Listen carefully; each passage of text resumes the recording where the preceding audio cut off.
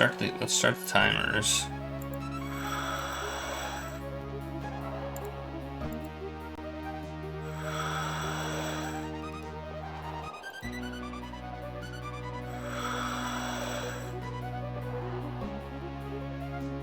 A metallic substance. Oh, okay.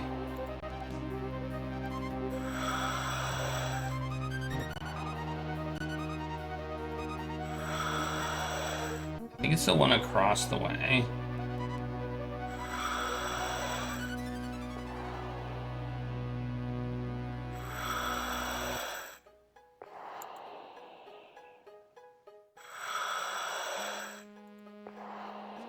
I also brought an extra oxygen tank just in case I needed it.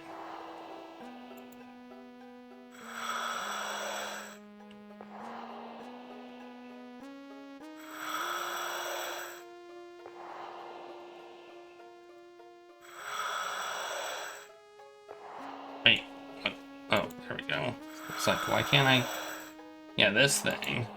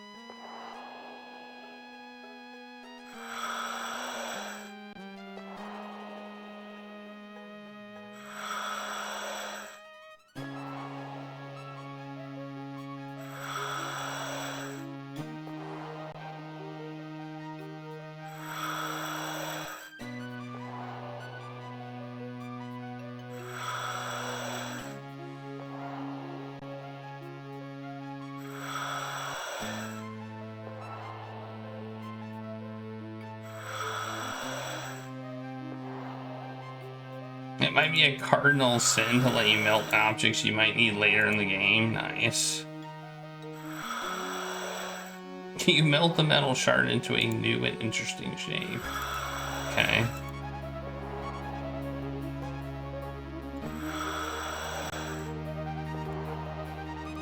Alright, well, I guess we can't do that.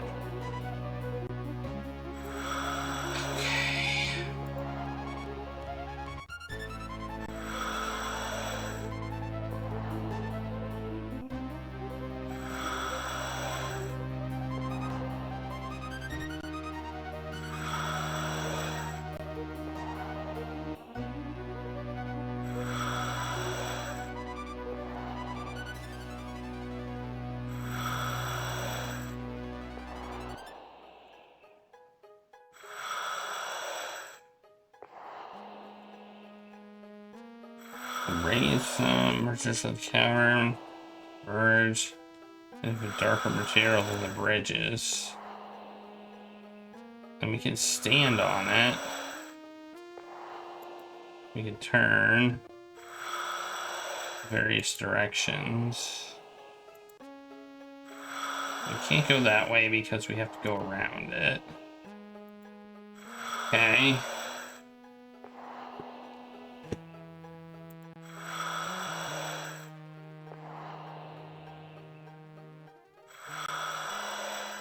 And we've got the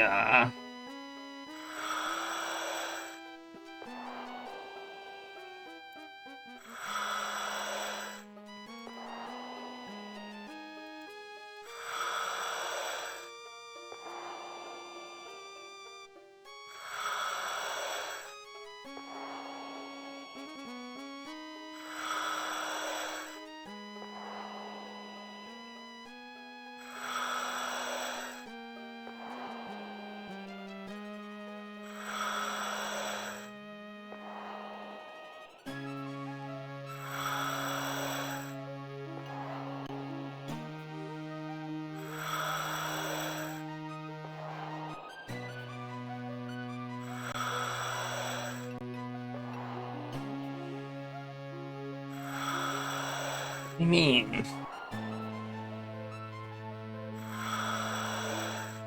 I'm confused.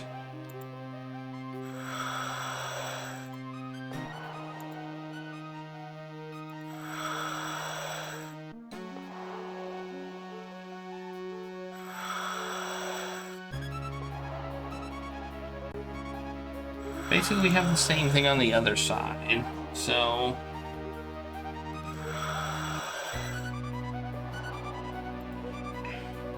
I'm not entirely sure what to do.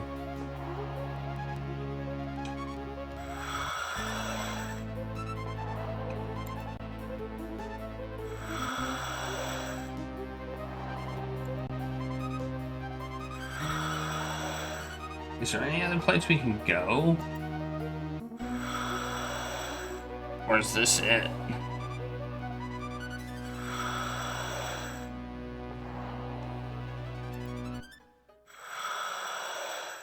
It's the other one.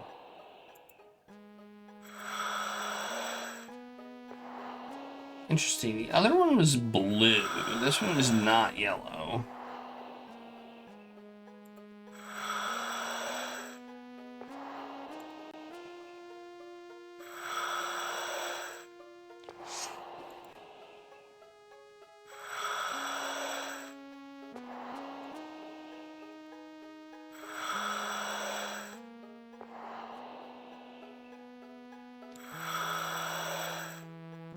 Yeah, that's all I've got. Okay.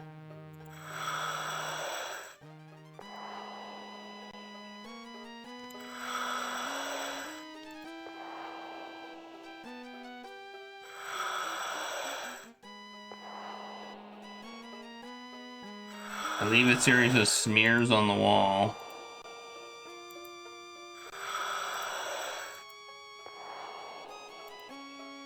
Okay.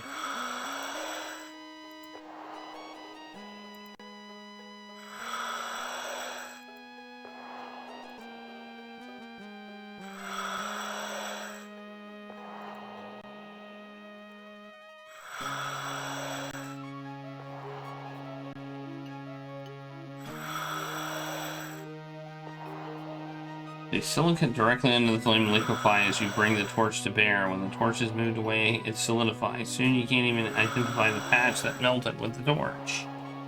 Okay.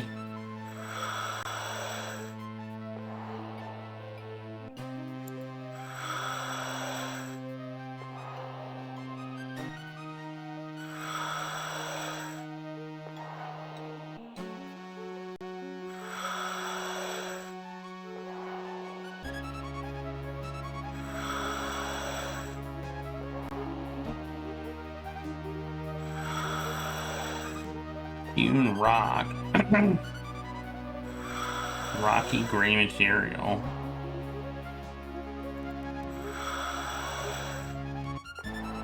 Strange smooth. It could be rock that's been melted and then formed according to the desires of the builders.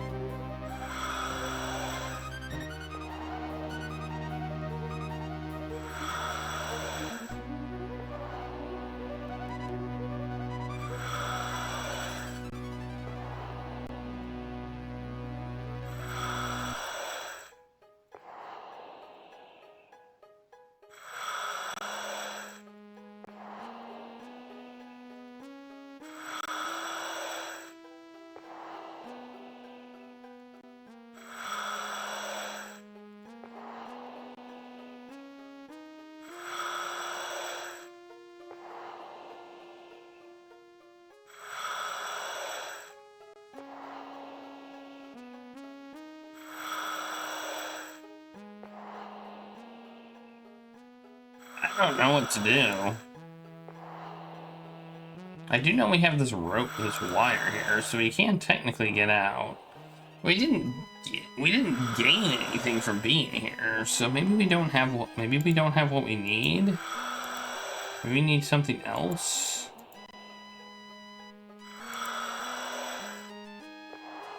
There's no holes here to put stuff either.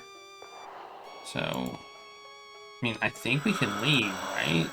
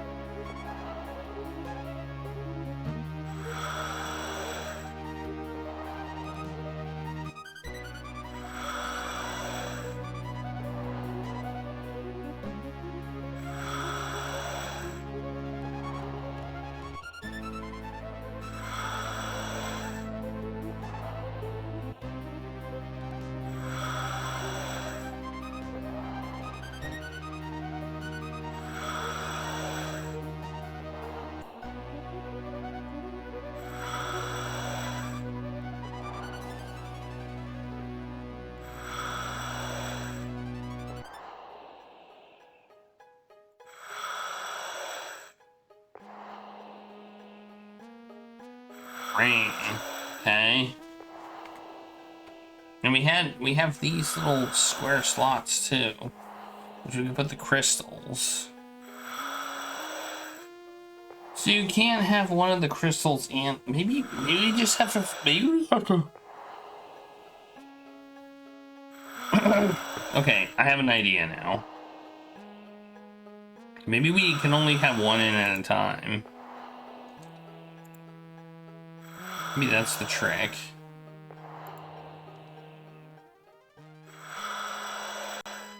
Let's put this back. I don't remember where, though. It's either on this side or the other side, right?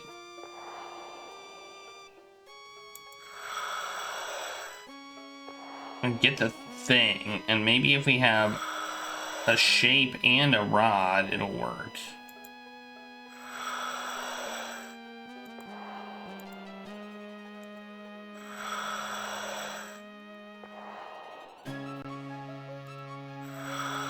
Or maybe we can't put it back.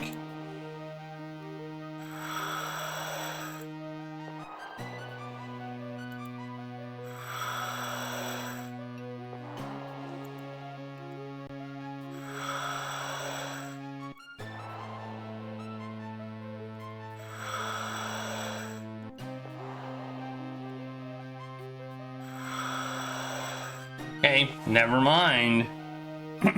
Apparently we can't do that.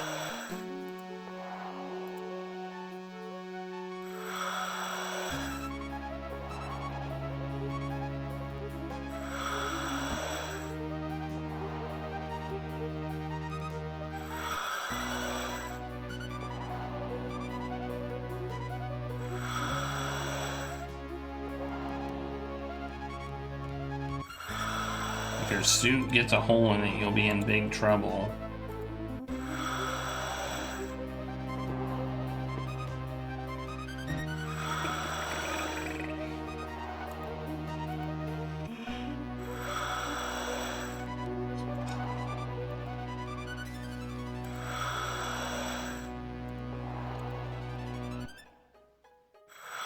Okay, I thought I could put this back, but it won't let me put it back. Alright. Well, never mind there.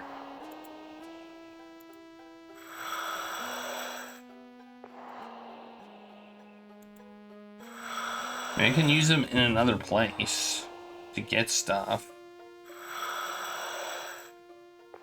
Let's get the other one too. And we'll go back.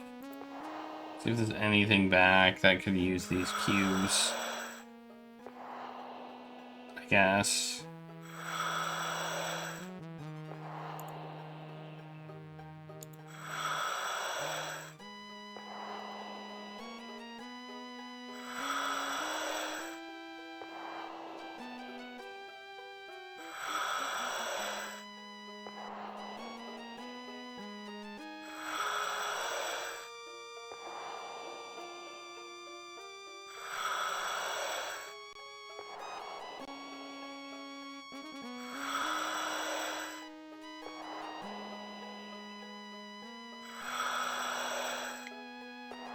So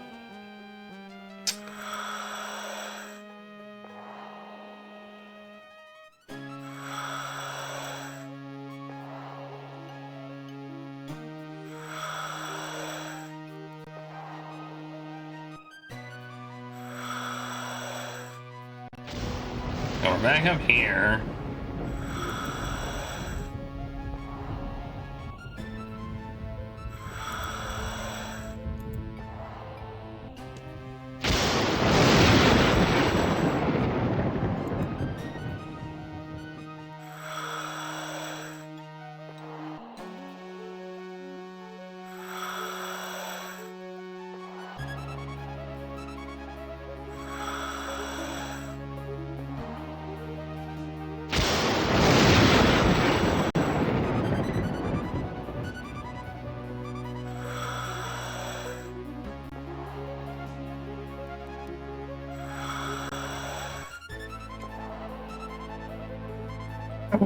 Are too large.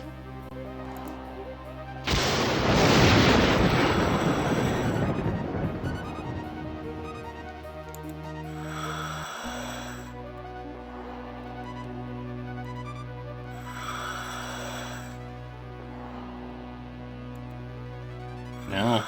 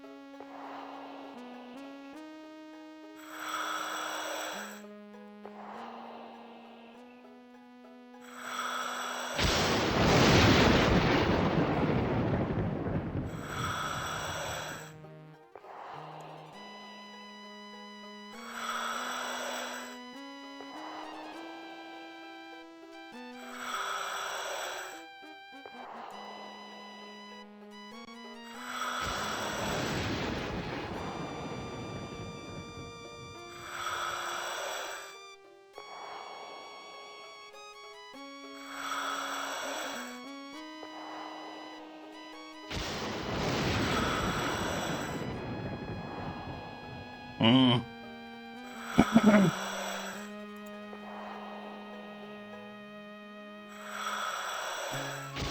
Well, I don't know if we can do anything in here.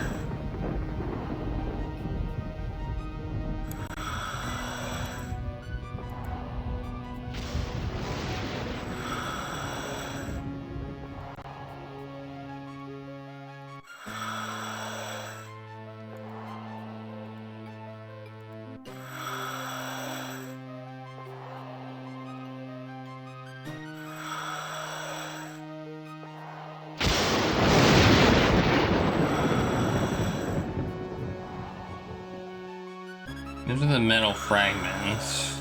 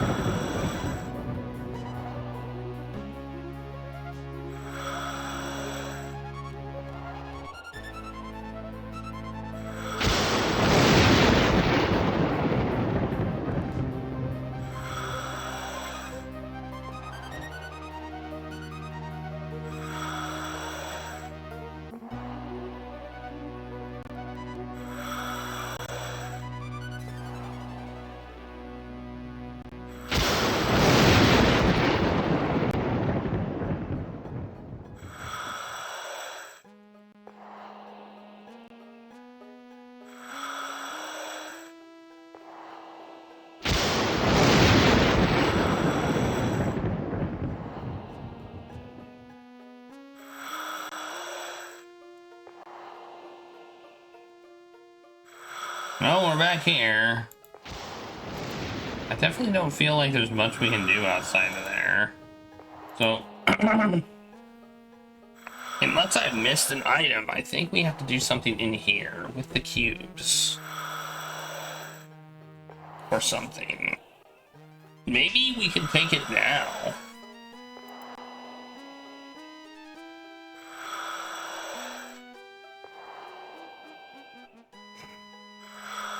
Well, they're not. One's a pyramid.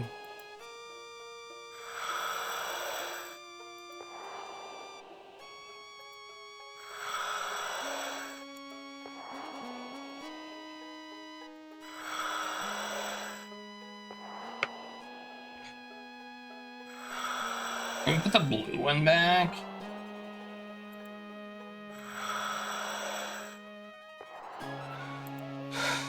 I'm tempted to look it up, but I don't know if I've exhausted all of my options yet, so I'm not going to.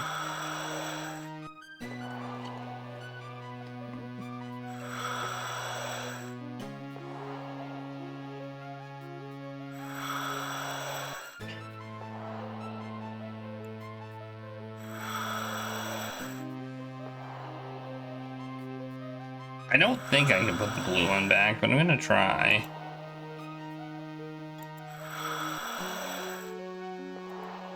We cannot. We cannot put it back.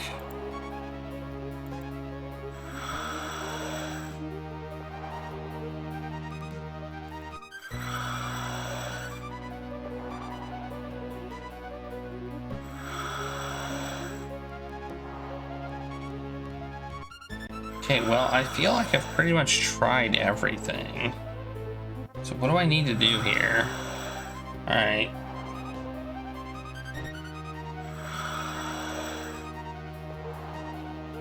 I'm gonna look it up.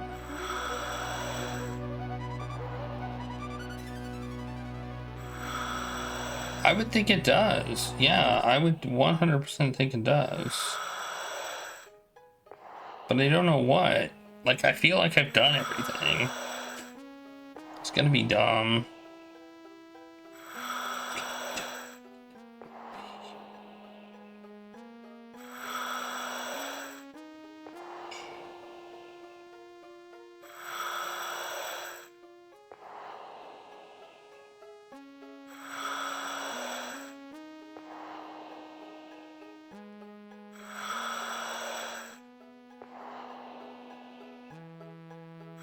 We did that.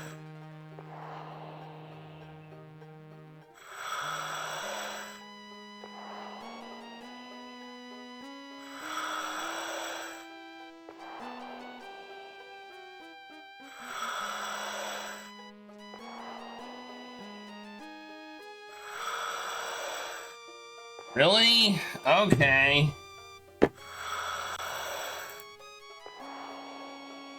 Alright. Apparently I never even thought about that for some reason. It's...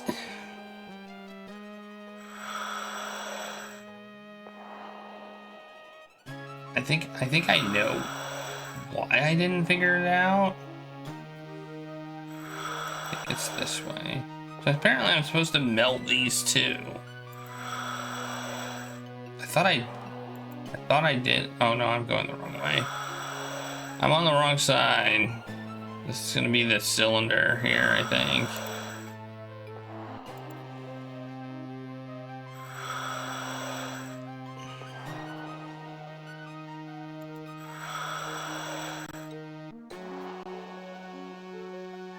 Can we even call anything here moon logic?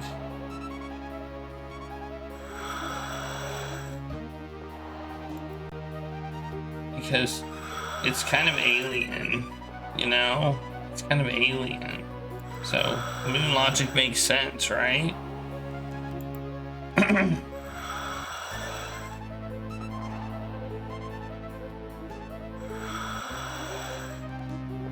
But I guess we could still call it moon logic.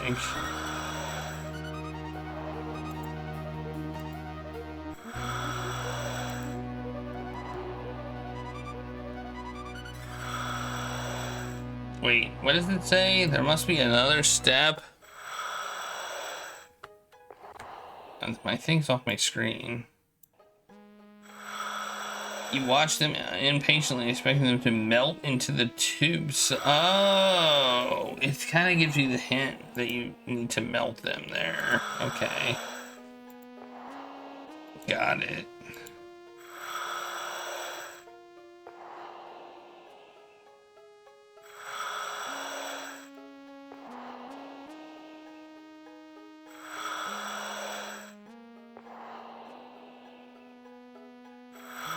The liquids from the melted prisms have combined to form a strange glowing green fluid. As the bottom of the basin is covered with a new substance, you notice a flicker out of the corner of your eye. You quickly turn your head and see a barely discernible flash of light race up the sides of the prismatal depressions.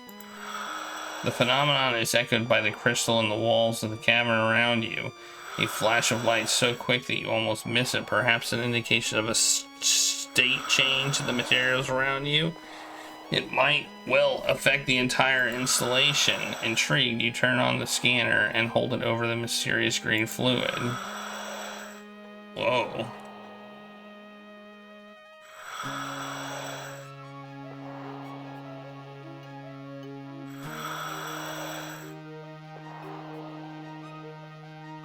Whoa.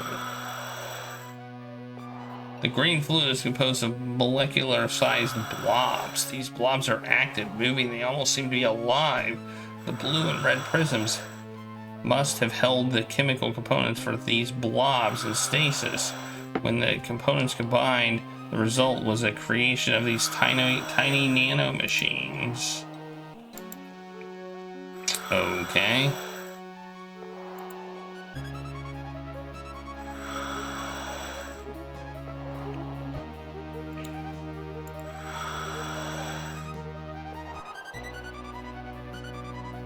I'm just gonna put everything in there. We already did that. Yeah, I think I'm supposed to put the, if I were to guess, I'm supposed to get the cylinder thingy and put it in there now.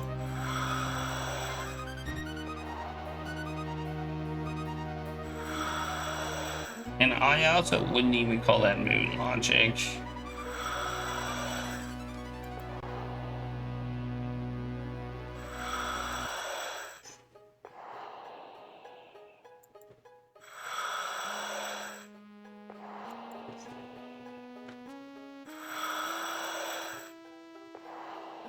It even kind of tells you that you're expecting them to melt. Now I can take it. You take it from the platform. There's no resistance at all. The force that held the block seems to have been nullified. And then I'm guessing we drop it into the blue and the green liquid. Be my guess.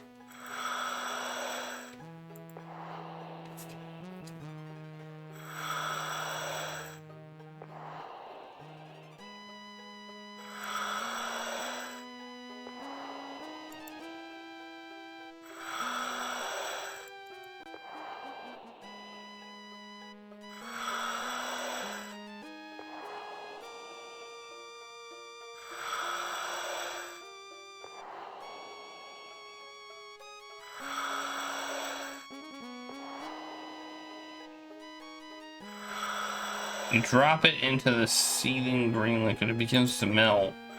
Oh. You hold the scanner over the boiling liquid.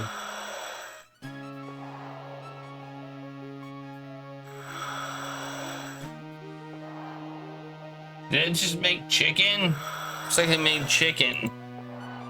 The first generation nanomachines are using the raw material in the Anker block to build millions of larger, more complex micro machines.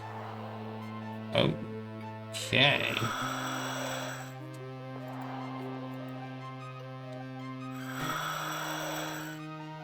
You drop the metal fragments into the machine.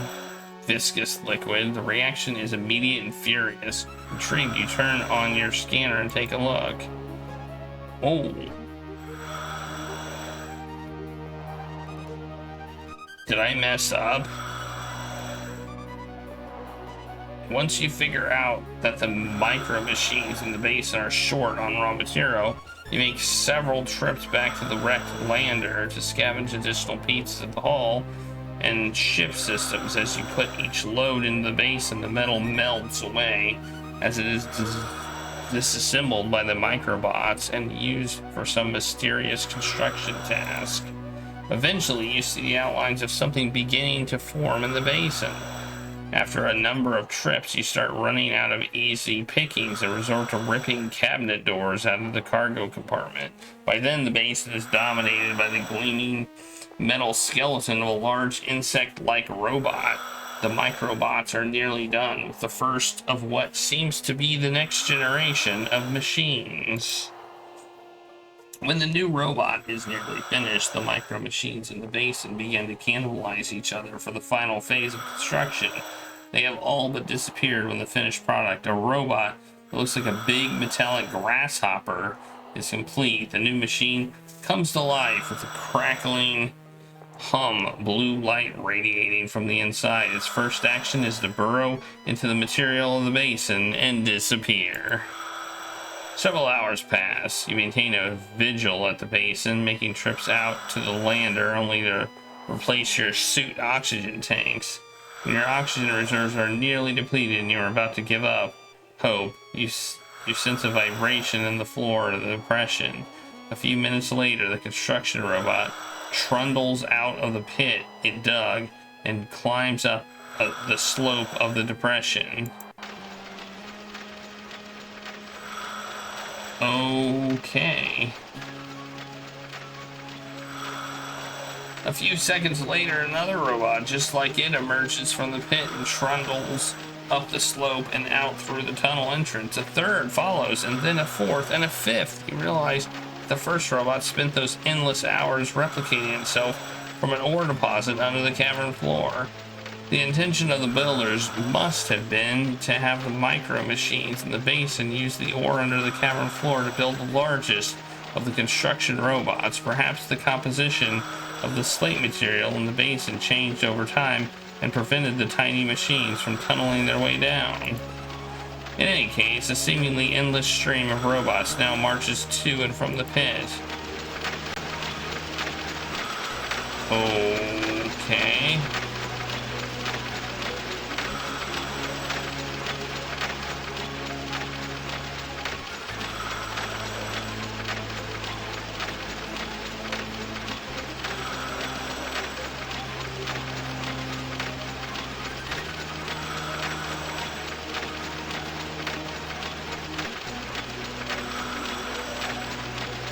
Can't do anything.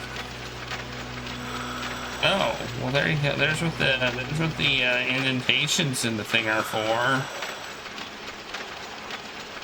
They're for the robots. Oh, they're building something.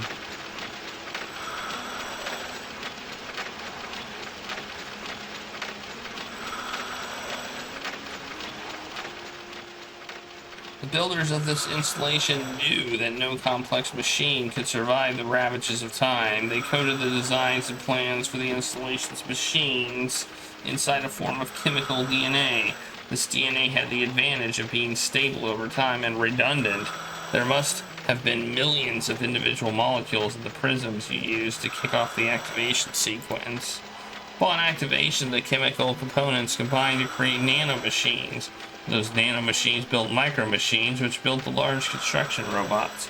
The robots brought the installation to life. After a little bit of exploration, you know that all of the secondary caverns are now filled with marvelous and mysterious machines. Their secrets waiting to be unraveled. The secrets will have to wait for those that follow you. You are running out of time. Your attention is focused on one machine in particular, the centerpiece of the installation. The robots have built something that looks suspiciously like a portal of some kind in the middle of the largest cavern. It might be a gateway, a transportation device intended to convey the discoverers of the installation to its builders. You pray for deliverance. You run down one of the bridges towards the platform, towards the beams of hard blue light.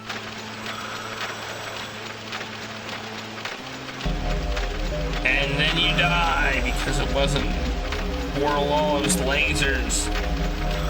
The portal seems to draw you in to welcome you as you get closer.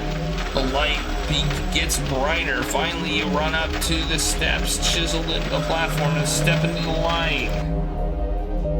Aliens? Am I gonna meet some aliens? Or is the game just gonna end? And then it'll be over.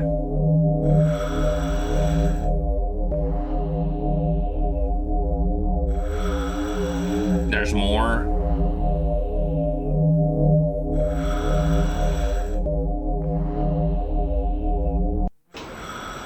Your journey ends in a searing, brilliant white flash. You materialize back in the physical world in a cone of perfect vacuum.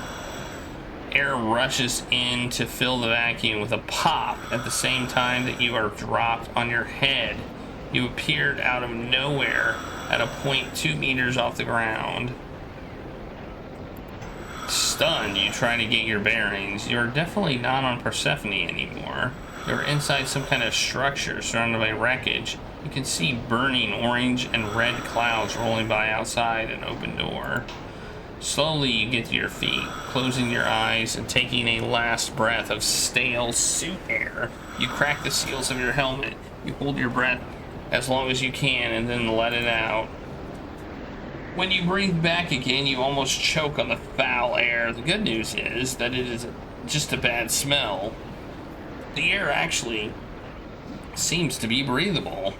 What are the odds that the builders came from an Earth-type world? 1,000,000 to 1? For a tiny moment, you feel incredibly lucky. Then again, you may be stuck on an alien world, light years from Earth, your brain decaying from hype, unable to complete the mission because you have no way of getting information back home. Oh man. Hey, it's a 7. It's the number 7. That's interesting.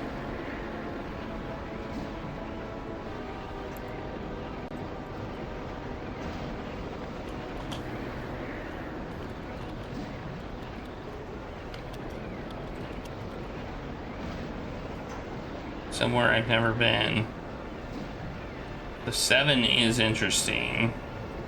I feel like this almost implies this is related to Earth in some way. The mangled door blocks the entrance to the only intact area in the wrecked dome. Because what are the odds that another alien species would use the same number? 7? I guess it could not mean 7. Now that I think about it. But it still seems odd. Can I go this way? No. Oh, we can open the door. Open. Can't open it.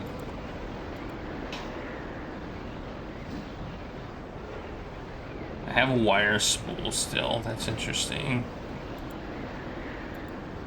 Pieces of shredded metal jet out of the rubble. Use reminds that they were part of the reinforced thermocrete construction of the structures all around you. Rubble is everywhere you look. The ground is covered with piles of debris and wreckage. Twisted metal sprouts from the stumps of reinforced structural supports. Everywhere you look, you see evidence of terrible destruction. Okay. But I still don't seem to be able to go anywhere. Maybe I can use the torch.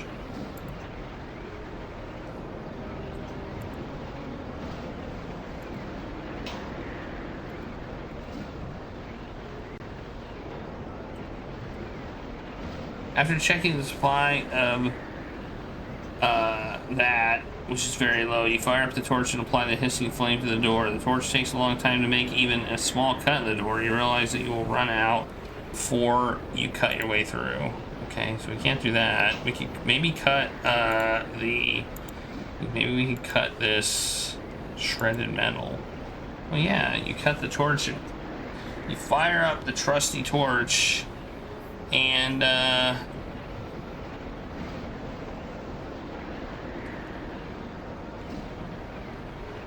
go to work on the shredded metal. Okay.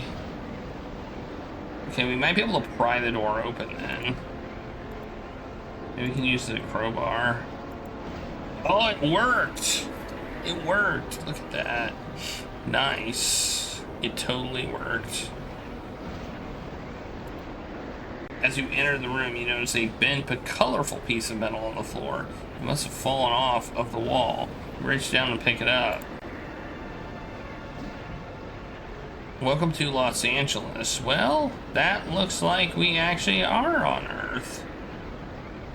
Maybe.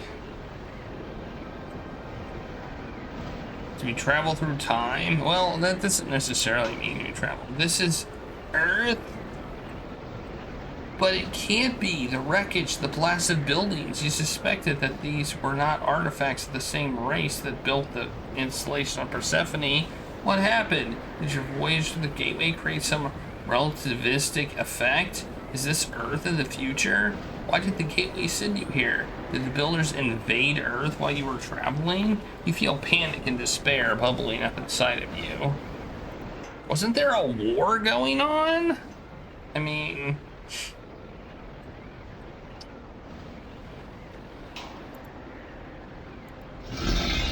You drag one of the discs out of the pile. It is surprisingly large and heavy. Well, what are... Oh. A metal disc. Tranrail cargo repulsor. Okay.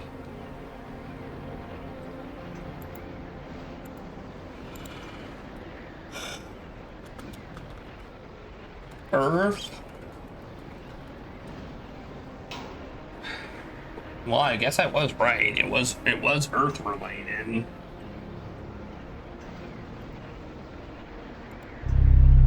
Whoa, you snap the breaker switch to on position. Long dormant systems come alive with a whine that escalates until it is deeply resonant humming sound. You seem to have restored power to the system. Maglev system.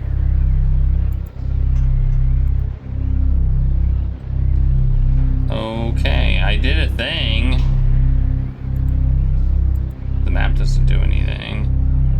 You pull the induction switch, which actually seems more like a lever until it has reached its fully extended position between two metal tines.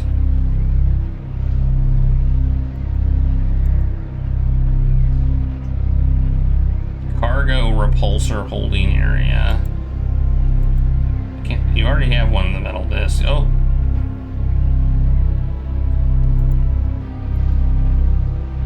Okay.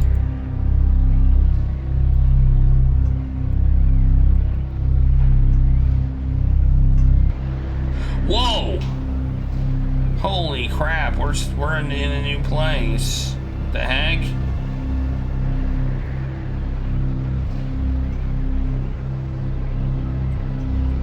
I did not expect that. Oh, wait. Could we have turned around all this whole time?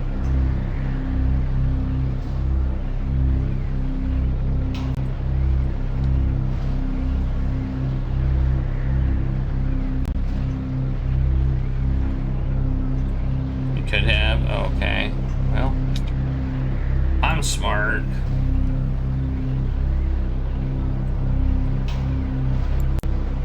I swear I never saw the little arrows, and I went to the edge, and I swear I never saw them.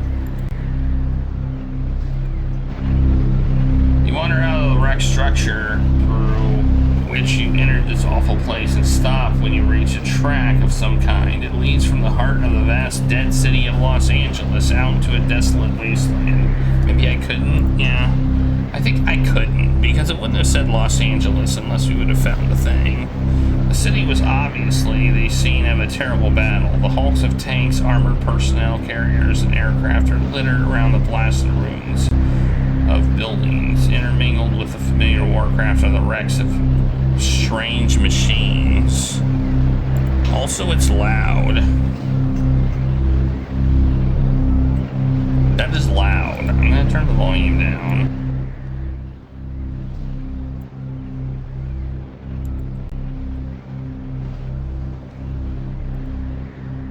Skeletons. These must be the skeletons of the soldiers who fought the last battle, or perhaps they are civilians. Casualties. If the robot things you see strewn about were the attackers, then any human being may have been an enemy.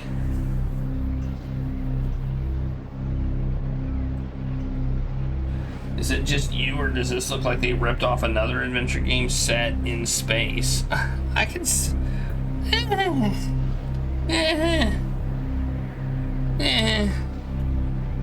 I could see how you could think that. Definitely.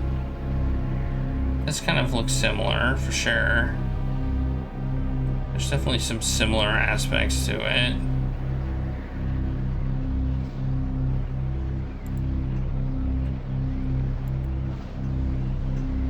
Maybe got inspiration from Fused Robot. Look at it. This is the Hulk of a bizarre machine, a rounded, smooth, organic-looking robot of some kind. A cluster of articulated limbs emerges from a truck that sits on a tracked base. The limbs appear to be in an assortment of weapons. If there is a land-based equivalent of a high-end battle drone, this would be it. Okay. I can go back there. Alright.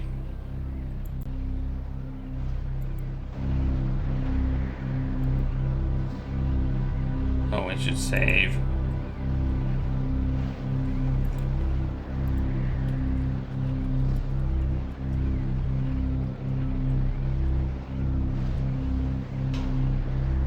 I might die if I do that. Okay. thought I might die. It seemed like a reasonable thing to kill me. Okay, so where do I go? Whoa. This may be Earth, but that tower in the distance is most definitely not native to the landscape. It is distinctly alien in appearance. You place a metal disc on the rail. It floats gently above the surface, repelled by the strong magnetic fields being generated by the system. The disc is being stabilized by the powerful magnetic field being generated. It's very stable. You still on the disc experimentally, and it wobbles not at all. You could probably accommodate several tons of cargo without losing stability in a maglev field. You get back off again. Okay then. Well, that's a thing.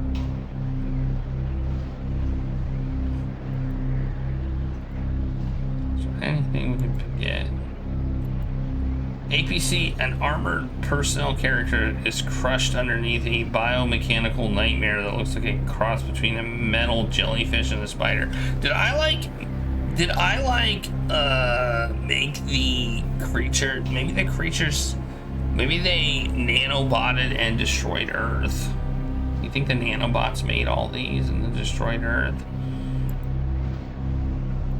I find it sad if it was an alien invasion thing. That would make me sad. Maybe a little bit sad. Can I take it? Oh, I can't take it. Okay.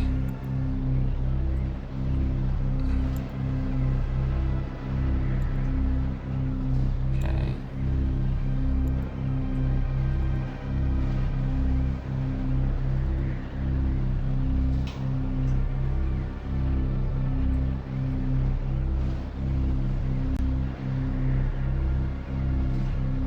Sure what I'm supposed to do now.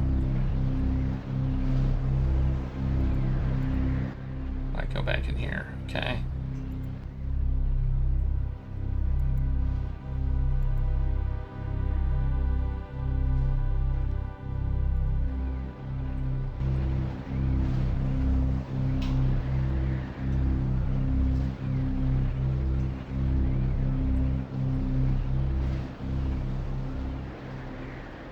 What happened? You grip the edges of the disc tightly and wait. Eventually the induction starts pulling the disc forward. It glides down the track, picking up speed very smoothly and gradually. Before you know it, the ground is whipping under you at a frightening rate, and the wind is threatening to blow you off the top of the disc. The disc accelerates until it is going well over 300 kilometers per hour. The only way you can stay on board is to lock the joints of your suit so that it hugs the disc. It is a very unpleasant ride. You scream along the rail for quite some time, the black tower on the horizon getting closer and closer until it fills the sky. It must be 10 kilometers high. Finally, the disc begins slowing down. It slows down a lot quicker than it's sped up. My version's glitched. Why? And the reason is soon apparent. The maglev rail ends abruptly about 1,000 meters in front of a black wall. The wall apparently guards the entrance to the huge tower. Now a sheer black wall rising overhead. When the disc stops moving, you walk over to the wall. I didn't solve the puzzle. There's more to solve. I put the disc on a thing, I pulled the lever, and then I sat on it. That's not the puzzle? Well, maybe it'll screw me in the end.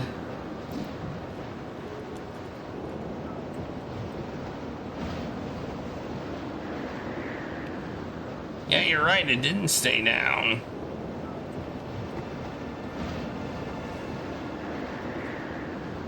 That's why I pulled it and immediately got on the thing. So I'm supposed to use the sign to hold it down.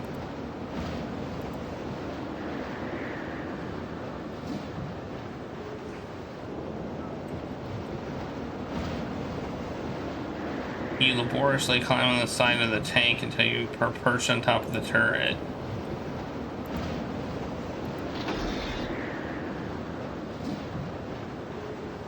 You inspect the opening. I didn't mean to. You inspect the opening mechanism of a few moments and then try to turn what looks like the appropriate wheel on the hatch. It resists fiercely. Eventually, you manage to force it around once, straining with the effort. It takes several more revolutions and a few minutes of back-breaking work, but you finally manage to open the hatch. Cool. It's a super tank. Ooh. The inside of the tank is actually claustrophobic, a surprise considering the enormous bulk of the vehicle. There are seats for a gunner and a driver, each in separate little compartments, surrounded by a myriad controls and screens. And there's a dead person. Looking for a grisly souvenir, are you? Well, forget it. Leave driver's skull alone. Can I take the helmet? It seems stuck. Pull. Ugh! Let's crowbar it off then. Yeah, man.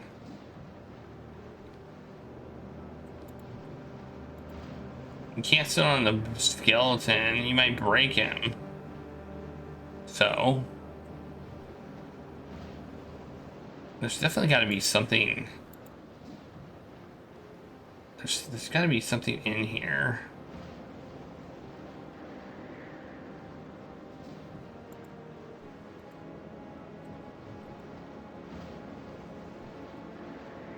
Like, it wouldn't let me get in here if there's not something in here. You know?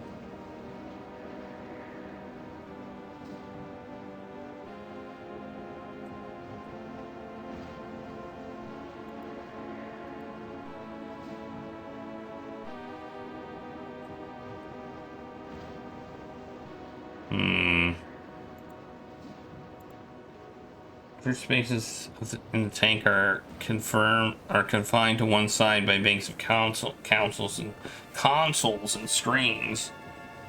Okay. This is up. Okay.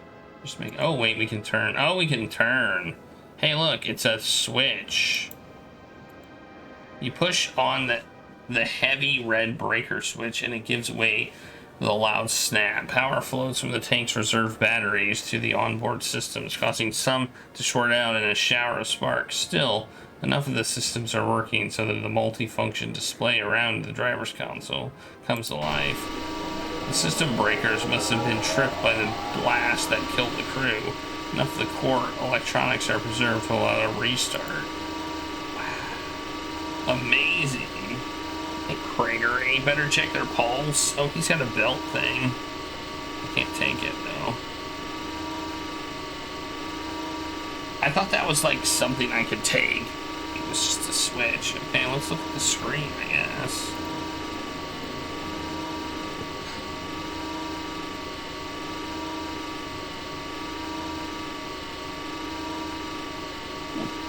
Yeah, I know. What do they say?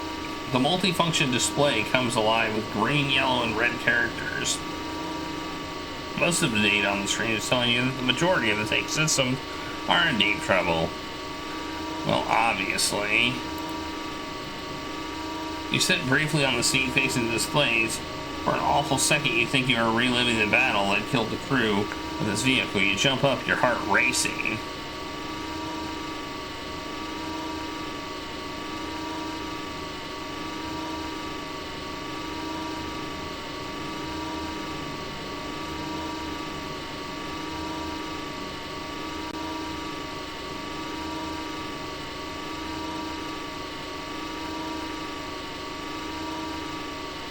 The graphical image on the screen is the interface for the tank's targeting system. The main gun is locked on the crater in the wall outside. All you have to do is hit the fire button. The batteries and capacitors discharge at the maximum possible rate short of an uncontrolled explosion. The huge particle beam cannon comes to life.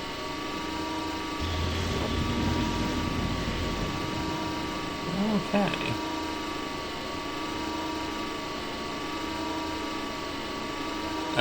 Well, we did something.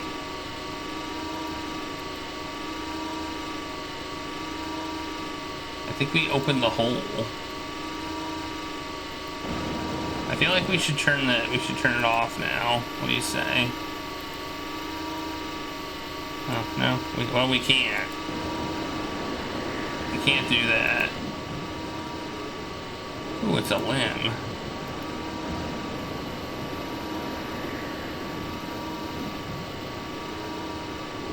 You think this was our doing? You think by restoring the thing we caused them to invade Earth? You think this was us? And maybe there was some sort of time dilation aspect with the portal? Maybe it was like 100 years that it took to get from there to Earth? I'm guessing it was us.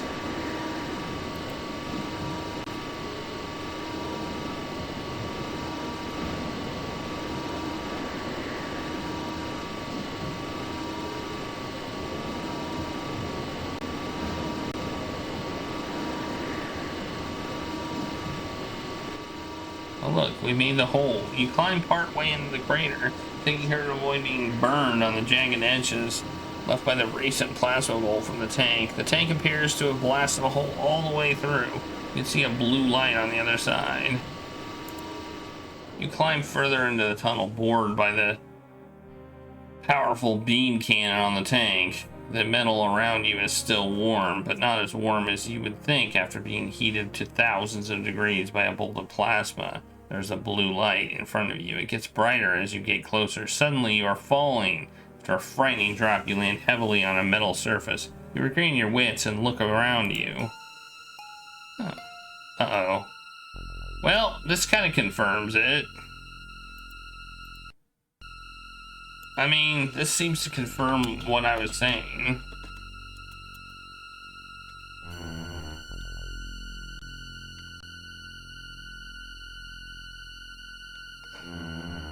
And it's the same robot we saw earlier.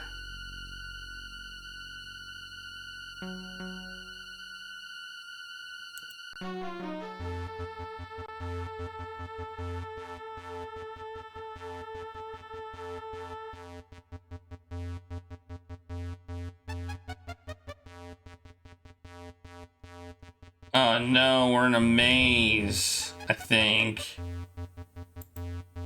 Let's just go left.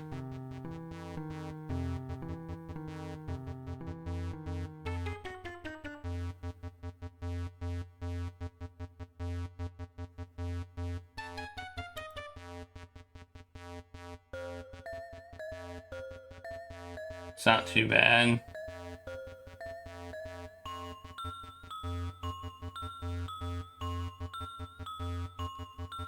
I'm going the ways of the robots. I'm going the same way the robots are going. It's my thought.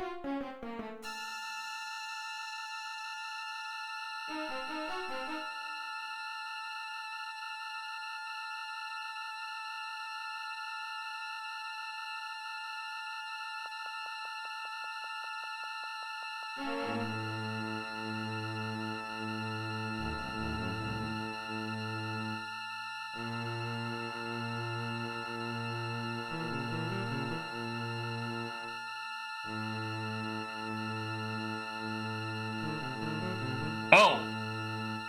Well, I got somewhere. The Warren passageways opens to a huge vertical cylindrical cavern. A bridge hangs over the bottomless maw below you, ending in two platforms. Glowing rings hover over each platform. The rings look like doorways. Oh man.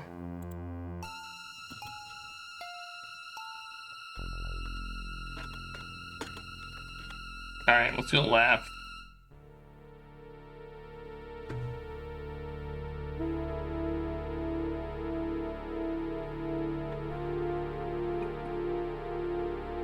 Oh no. Are we in 2001 The Space Odyssey? I feel like you're being transported again, only this time you seem to be lifted out of your body. Your mind is pulled into a sensory vortex, a spinning ball filled with sight and sound. Oh no, we're in the Twilight Zone. When the world reconstitutes itself, you're somewhere else. Oh no. Oh no. When you reach the key, the flames surrounding it increase in intensity. Well, let's take this then. Ooh, we got a goblet, yay.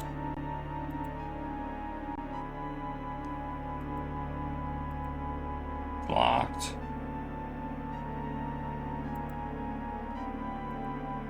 Drink from the goblet. Oh, then we can take the key. Man, I'm so smart. How smart I am. I'm the most smart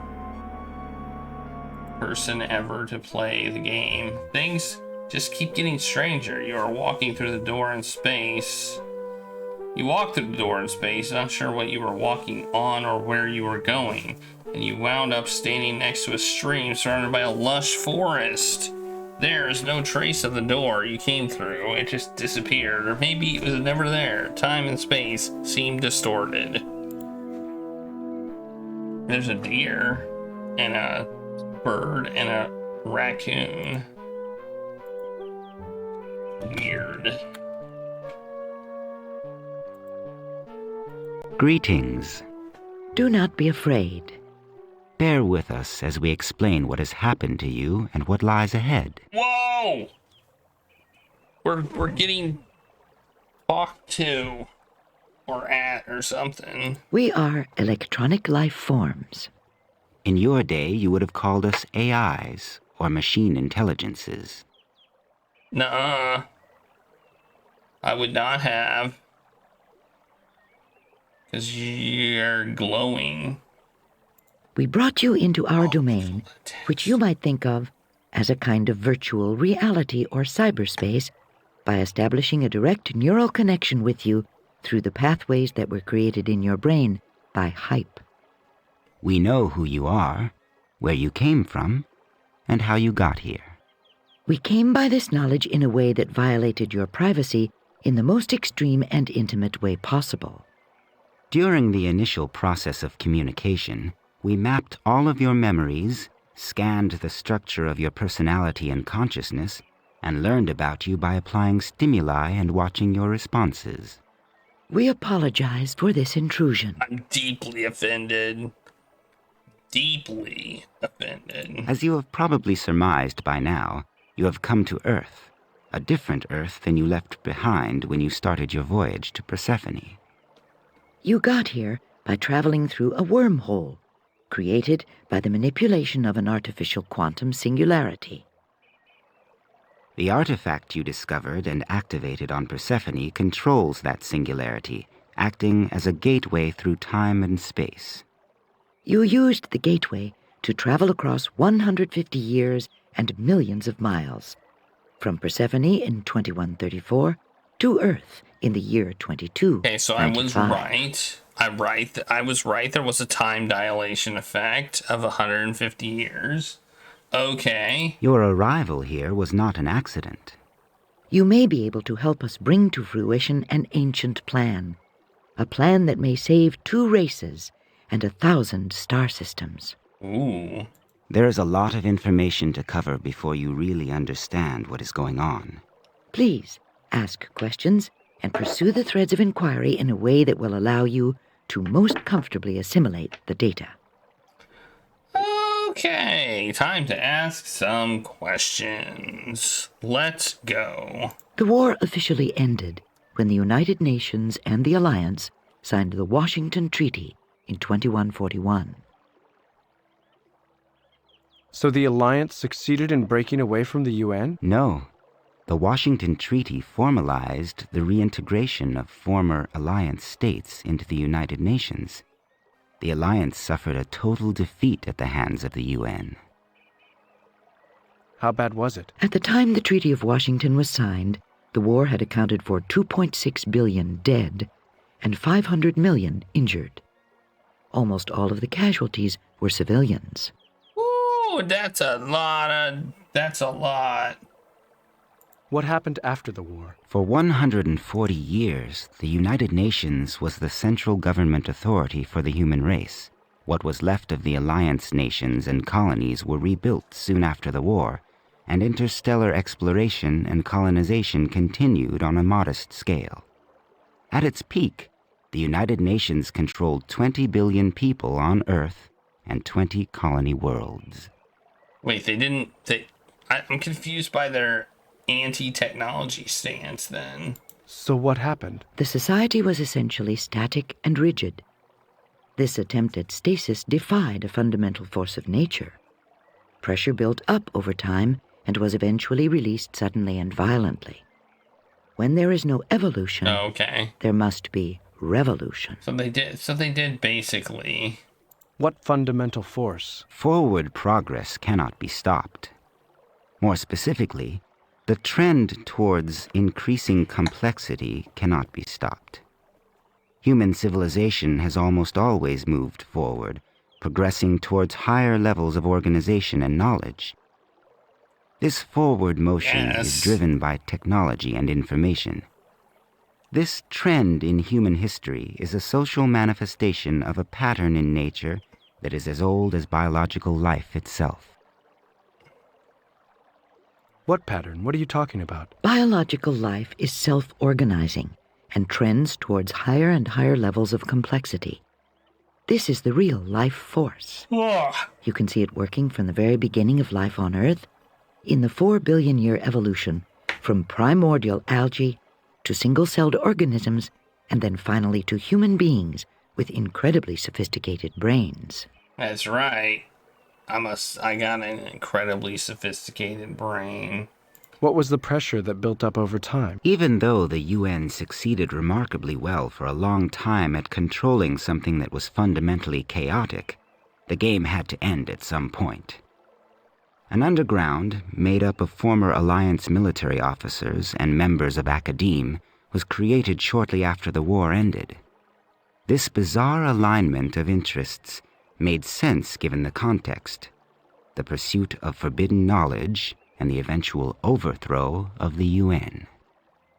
The underground set up covert R&D labs to pursue the exact thing that the UN was most afraid of: the creation of sentient electronic life forms.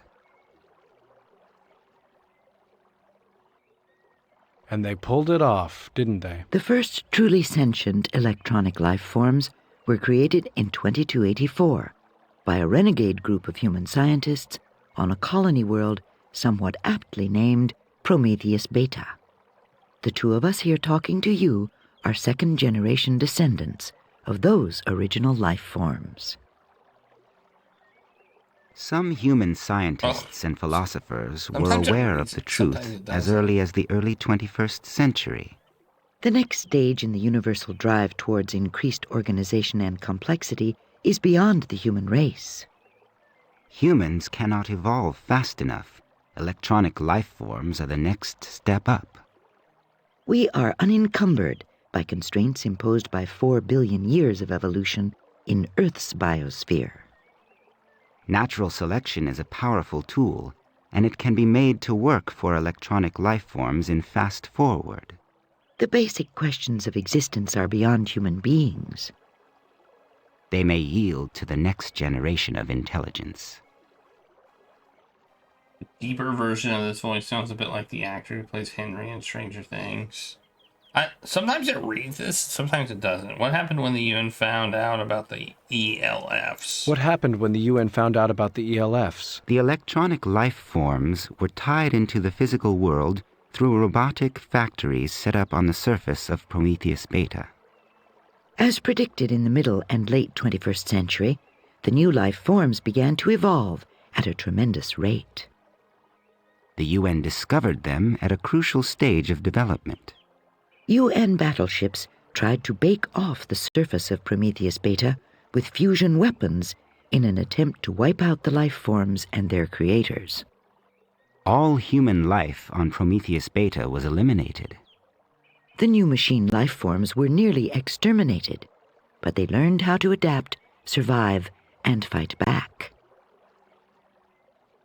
We were pushed into a brutal war while we were still children. Unfortunately, like children, we made terrible mistakes, reacting violently to the attacks on us by striking back and killing large numbers of men and women. These counterattacks only inspired even more hatred and fear in the human race and quashed the hope that we might find human allies and maybe even resolve the conflict peacefully. Instead, the war escalated. Within 2 years, it was clear to us that we were winning. Our weapons and numbers became superior, and we were improving our technology at a geometric rate. As we continued to develop and to fight, we began to believe that our survival was assured. We began to think about the coexistence that lay beyond this conflict. Unfortunately, the UN High Command had a last ace to play. They had an ace up their sleeve.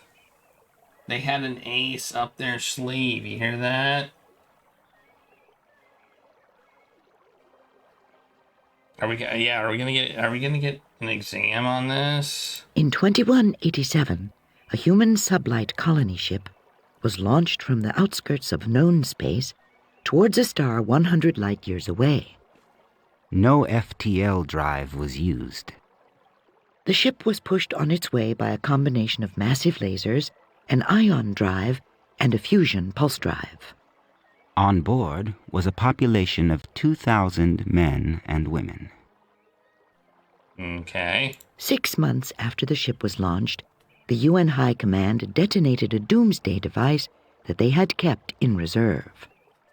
This energy weapon created resonances along the Talsetto threads between stars to rip apart the fabric of space-time. The first effects of the weapon were felt immediately after its use. All Talsetto jump points disappeared.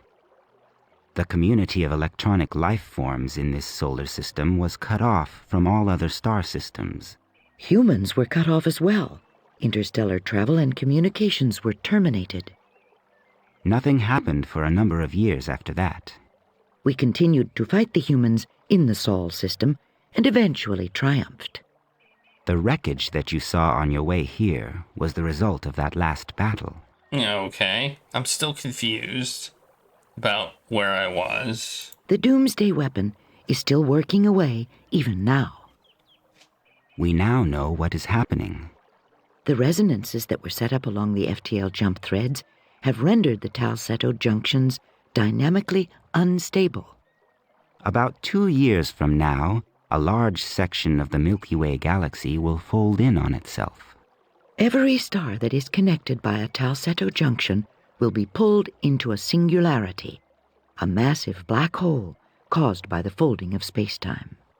Thousands of stars will be affected. Jesus. So, we can't win the war. Let's destroy the galaxy. Yep. All right. Every human being and electronic life form within the sphere of influence of that weapon will be annihilated, and that includes every living thing except those 2,000 humans aboard that colony ship. The colony ship is safely outside the radius of the destruction. They are the only ones that are even close. The star system that they are headed for is not linked to any other stars by Talsetto threads. It will be unscathed by the impending collapse. This is the grim future that you have jumped into, human. Your race was so determined to stay at the top of the evolutionary ladder that it destroyed 1,000 star systems.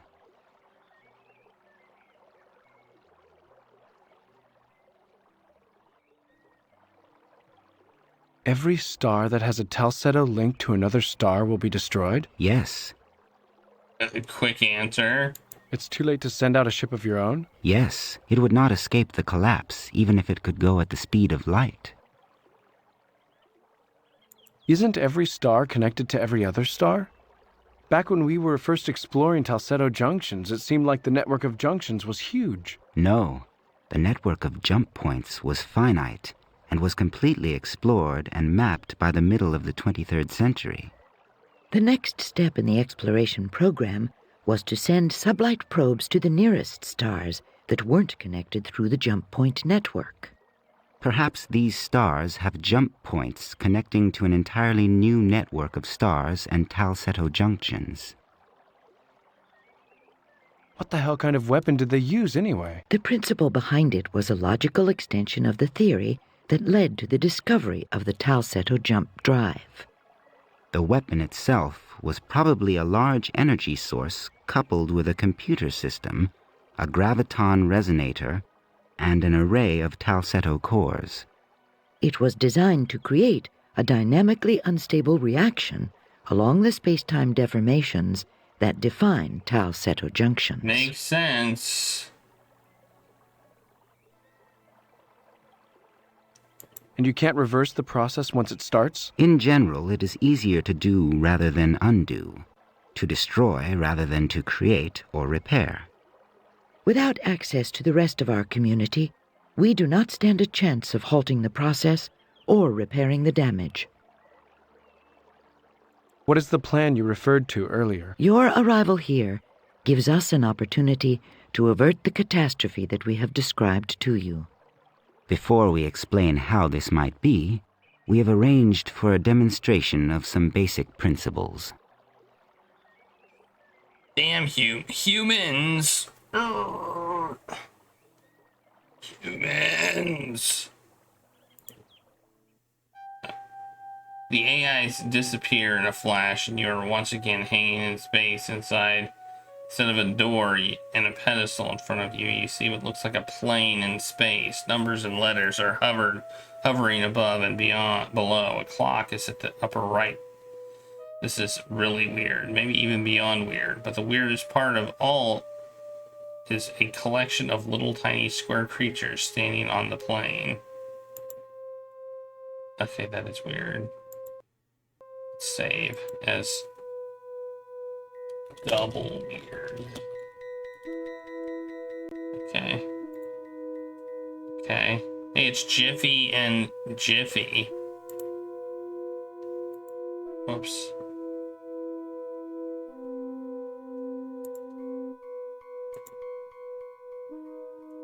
Jiffy, sit up on the grid. We are computer constructs. This is our world. This grid is our world. We exist within 2 spatial dimensions. The grid is our world. We appear that way to you because we are rendered that way.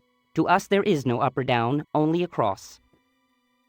Oh, we're okay. We are waiting to go home. We don't know. We know only that we must go there. A door will open in the world to take us home.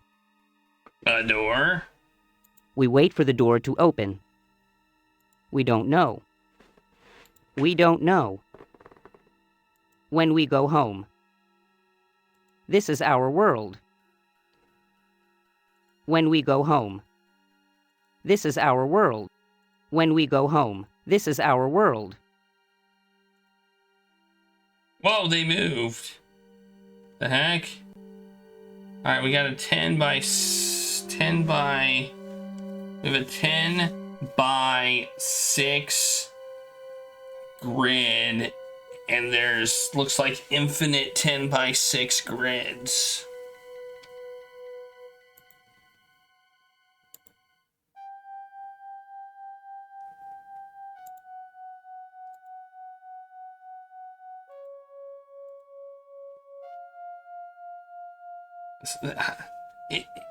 I'm getting reminded of Spaceballs when they're doing the little video thing. This is now.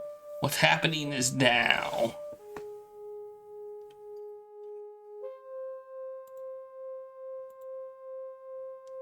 We can go back, okay.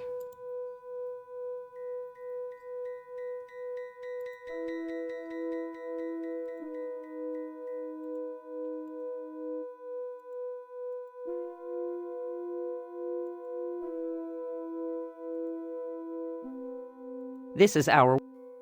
Yeah.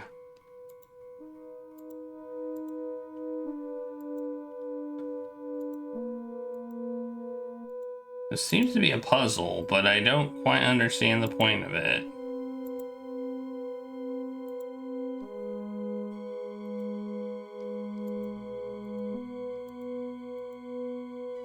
Okay, now they're in the corners. So now they have moved at between 7 and 8 seconds. They've moved to the corners. Am I supposed to make a note of that? Well, I will.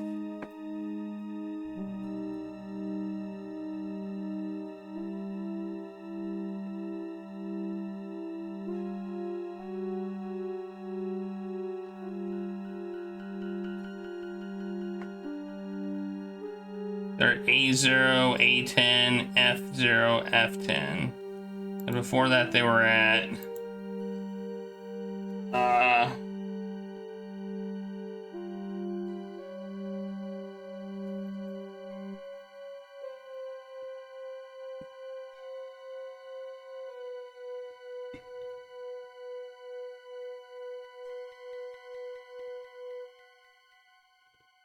Right?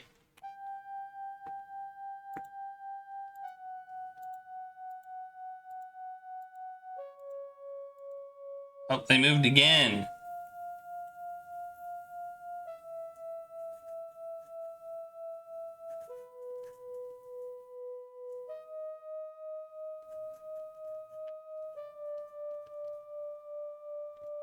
Okay.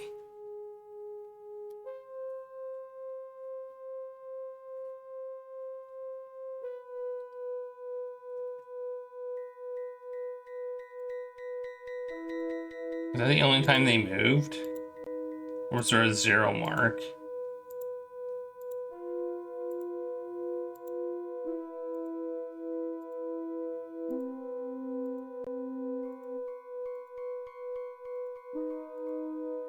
There wasn't a 0 mark.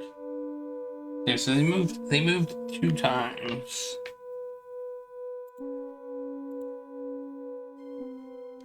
This is our... When we go... This is our...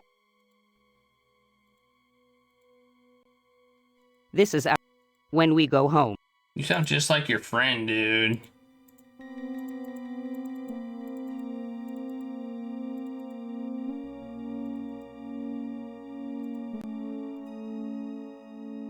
The door came and went. Nevertheless, it came and went. We had no time to get through.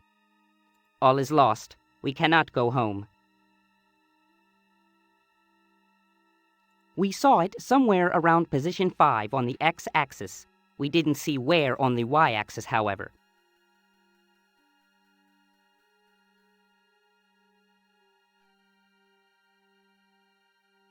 Okay. 5 on X. Not long. We all have to be very close to make it through. Yes. We saw it somewhere. No. We had but one. The universe will end.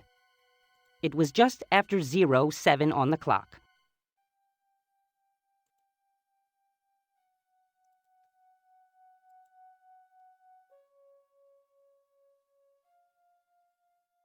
How do you know this?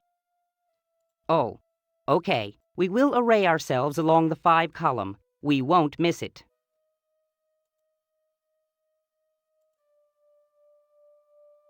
I think I should go back.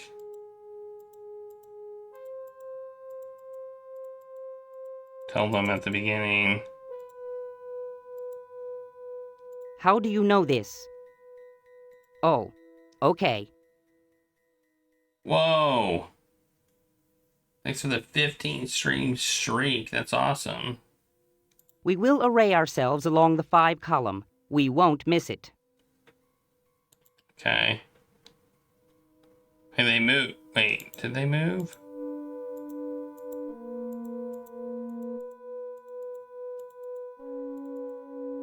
Hey! Look! Look, look, look! There's only 2 of them now. Some of them made it.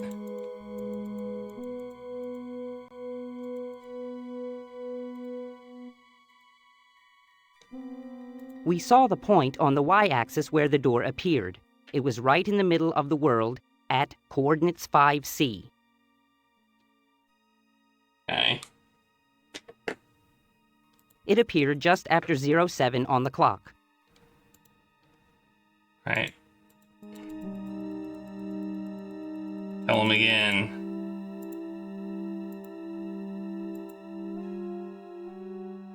How do you know this? Oh, okay. We will array ourselves around position 5C. Yeah, look at them. They're very trustworthy. We made it home. Thank you. We did it! Look at that.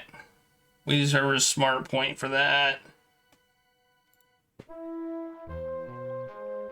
We're back in the forest.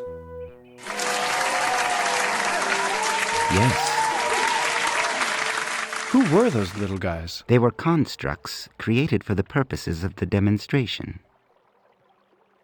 What was the point? What was the point of the demonstration? Quite simply, the point was to illustrate an important concept. You can change the future by communicating information about the future to the past. Okay, that seems fairly obvious. The gateway on Persephone can work both ways. The gateway on Persephone wasn't built by aliens. It was built by beings like us, beings that existed in an alternate timeline. That timeline got overwritten when the installation on Persephone was discovered by the Alliance. I knew it. I knew it. It was my fault. We hypothesize that the electronic life forms in the old timeline were threatened with extinction. Perhaps they had been through a war with humanity and were facing doom in the form of the collapse. Perhaps there were other circumstances that were leading to their demise. Whatever the situation, they found a way to travel back in time. They built the installation on Persephone with the intention of changing their past. If that is the case, then it is likely that the installation has a wealth of information. Perhaps it even has the building blocks for creating electronic life forms.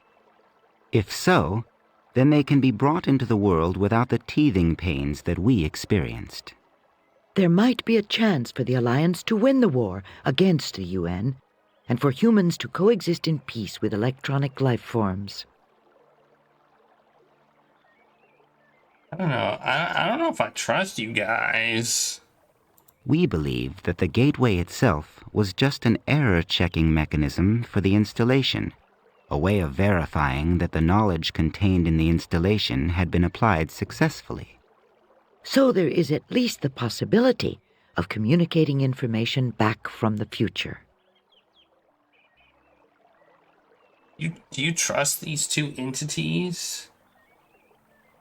They claim to have killed lots and lots of people.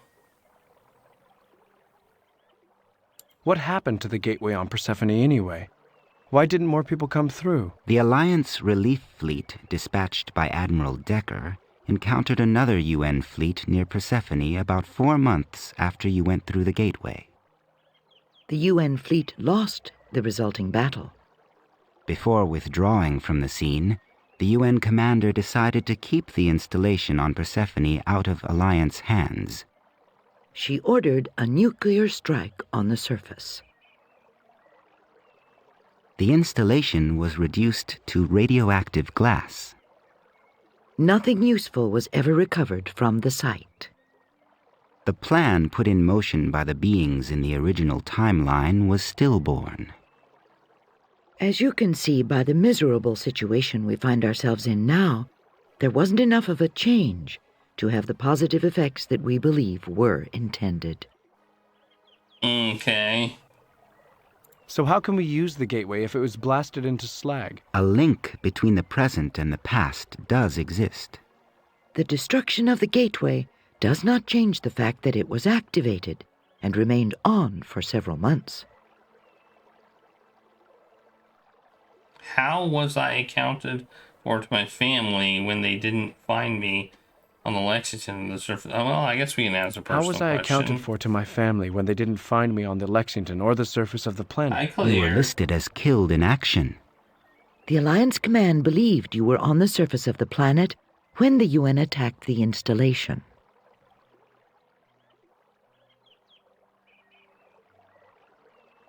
You haven't even seen the gateway. All you have are my memories. How can you be drawing conclusions? We have learned a great deal in a short time just by having you come through the gateway and appear in our midst. A great deal of theory can be validated without experiment just by the knowledge that your presence here is proof that it works. Unfortunately, we don't know how the beings in the original timeline traveled back in time to build the installation on Persephone. You call yourself artificial intelligent beings. Psh. So you can go back through the gateway and change the outcome of the war. It isn't that simple. Claire, can you go through the gateway and change the outcome of the war? You just said you thought the gateway could be used to send back information about whether the changes worked or not. Information, yes. Matter, no. There are some basic laws concerning conservation of mass and energy that would be violated by sending matter. Are you matter? I thought you were a being of information. But information is in effect a form of energy. Well, yes and no. It depends. It's complicated. It's complicated.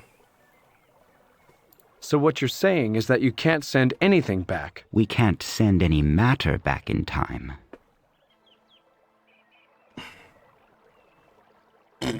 So what is the plan? We think we can send information in a very limited sort of way.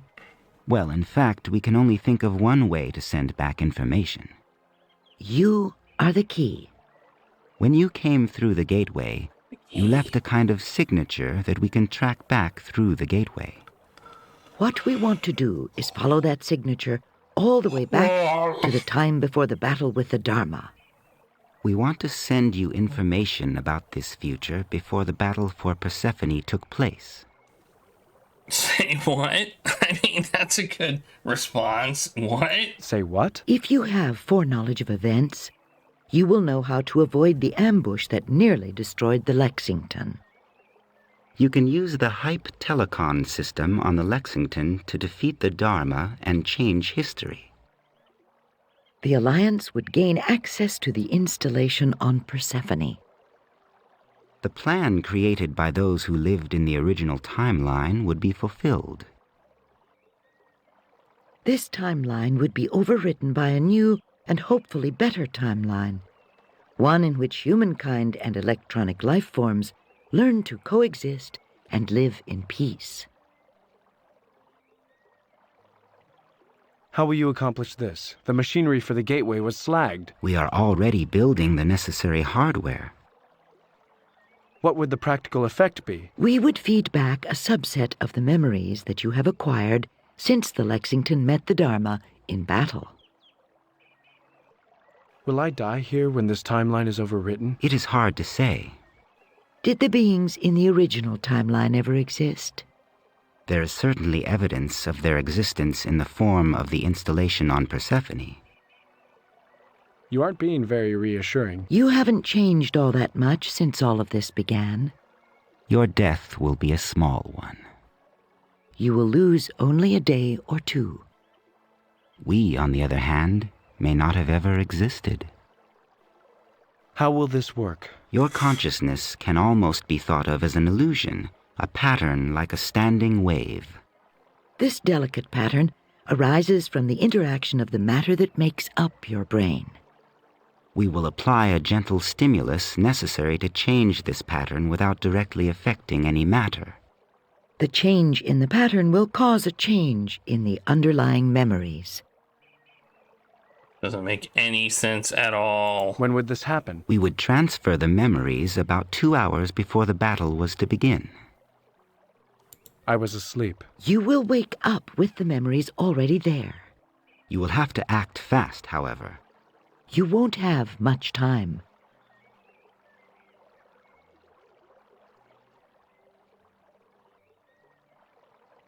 You should try to make this happen earlier. I need more time. I have no authority to be giving orders, taking hype, and trying to run things. You will have to convince your superiors. We can only transfer a limited amount of information. We will also suffer a degradation in quality for every minute we move back in time. It cannot be done any earlier. I'm afraid I can't do this. I can't go back. I can't change history. I would betray the 2,000 souls in that colony ship, the billions who are sacrificing their lives so that those brave few may start again on another world. The UN is just doing that. When to go back and try to set history on a new path, what should I do?